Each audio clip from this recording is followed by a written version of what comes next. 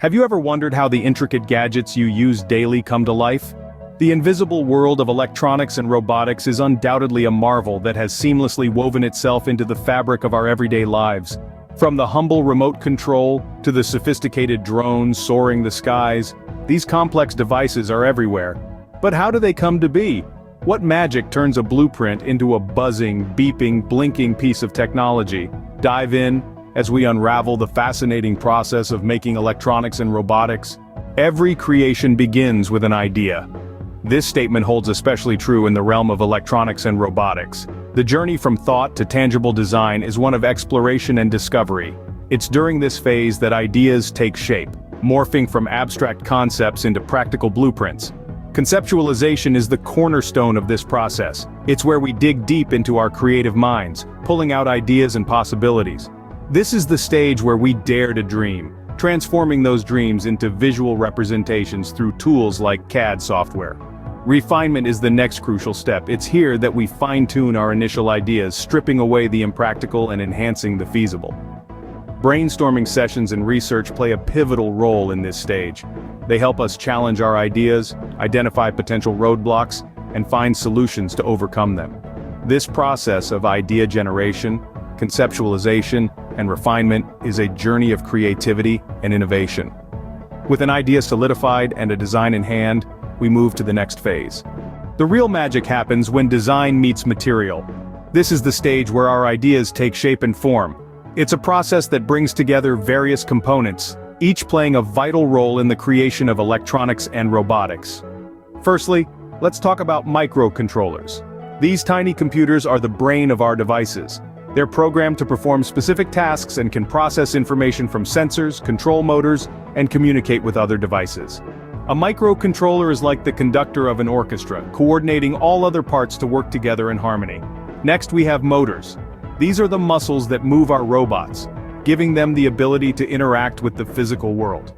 Motors can rotate wheels, open and close grippers, and even adjust the direction of a camera. They're what put the robotic in robotics. Sensors are our device's eyes and ears. They provide our robots with information about their environment. Sensors can detect light, temperature, sound, motion, and much more. They're the data gatherers, feeding the microcontroller with the information it needs to make decisions. Then we come to the printed circuit boards, or PCBs. They are like the nervous system of our robots, providing a platform for microcontrollers, sensors, and other components to connect and communicate. But how do we put all these components together? That's where soldering comes in. Soldering is a process that uses a filler material to join components together. It's like the glue that holds our electronics and robotics together. After soldering, the assembly begins. This is where we physically construct our devices, placing each component in its designated spot on the PCB, connecting wires, and securing everything in place. It's like putting together a puzzle, where each piece has a specific place and purpose. The assembly completes the physical form, but it's the programming that breathes life into it. It's the coding that makes our robots move, react, and interact. It's the final touch that transforms a collection of components into a functioning device, ready to explore and interact with the world.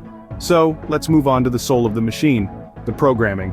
A machine without programming is like a body without a soul. Picture this. You've built your robot, you've wired it up, and it's looking sleek and shiny. But when you flip the switch, nothing happens. That's where programming comes in. It breathes life into your creation, turning it from an impressive sculpture into a functioning machine. Programming in the realm of electronics and robotics is the process of writing instructions for your device. It's like teaching a child to walk, or a dog to fetch. You're showing your robot how to interact with the world, how to respond to stimuli, and how to carry out tasks. And just like teaching, programming is a patient and iterative process. Now you might be wondering, what language does a robot speak? Well, it's not English or Mandarin or even binary. Robots understand the language of code, and there are several you can use. Python is a favorite among beginners, for its simplicity and readability. It's like the picture book of programming languages, perfect for those just dipping their toes into the world of code. On the other hand, you have C++, a little like a complex novel. It's more challenging, but it gives you a deeper level of control over your robot's hardware. Then there's Java, a versatile language used in everything from web applications to washing machines. It's like the Swiss Army knife of programming languages. So, you've chosen your language and written your code. Now it's time to test. This is where you'll see if your instructions make sense to your robot. Don't be disheartened if things don't go as planned. Debugging, or fixing errors in your code, is part of the journey. It's through making mistakes that we learn and improve. With the programming complete, our creation is ready to take its first steps. And remember, every robot, every device you program, it's more than just circuits and code. It's a manifestation of your creativity, your ingenuity, your perseverance. It's a piece of you, brought to life through the magic of electronics and robotics. So, how do we make electronics and robots? It's a question that we've been exploring throughout this journey, unraveling the magic behind these intricate devices that are an integral part of our daily lives. We started with the spark of curiosity, a question, a what if. This is where every invention begins. This curiosity, this need to know, to understand, and to create, is the first step on the path to innovation. From there, we moved on to the birth of an idea. This is where the magic begins to take shape, where the abstract becomes tangible. It's the creative process of taking that initial curiosity and turning it into a concrete concept. Then, we delved into the transition from design to reality. This is the phase where the idea begins to take physical form. It's the meticulous process of building, testing, and refining, bringing the concept to life through a series of calculated steps. And finally, we looked at the soul of the machine.